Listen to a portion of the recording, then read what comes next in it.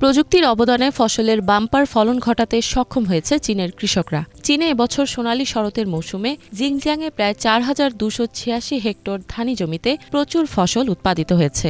জিনজিয়াংয়ে ইলি নদী উপত্যকায় উচ্চমানের ধান উৎপন্ন হয়েছে। জিয়াংশি প্রদেশের জিয়াংডং জেলায় প্রায় ৩,০৬৬ হেক্টর জমির ফসল কাটার প্রস্তুতি গ্রহণ চলছে। অক্টোবর মাসের মাঝামাঝি পর্যন্ত এসব ফসল ঘরে তুলবে কৃষকরা। আবহাওয়া স্বাভাবিক থাকায় দ্রুত ফসল কাটার প্রস্তুতি গ্রহণ করেছে কর্তৃপক্ষ। গ্রামবাসীদের উৎপাদন ও আয় বৃদ্ধি করতে সামাজিক পরিষেবা মজবুত করেছে তারা। কৃষক চেন জিয়াং তাং বলেন, এই বছর আবহাওয়া বেশ স্থিতিশীল রয়েছে।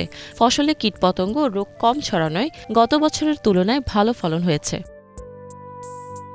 চীনের হেনান প্রদেশের ঝুমাদিয়ান শহরে প্রায় ৪,৯৪,৬০০ হেক্টর জমিতে শরতের ফসল পরিপক্ব হয়েছে। সয়াবিন ও ভুট্টা তোলায় কৃষকদের সহায়তা করতে আধুনিক কৃষি যন্ত্রপাতি সরবরাহ করেছে কর্তৃপক্ষ। চীনের হেইলং জিয়াং প্রদেশের হেগাং শহরে কৃষিজমি আরও বেশি উর্বর করা হয়েছে।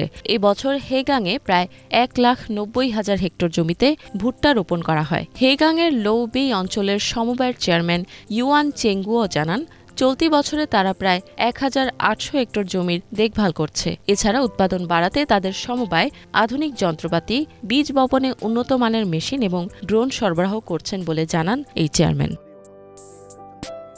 ইফাত জাহান, বাংলাভিশন।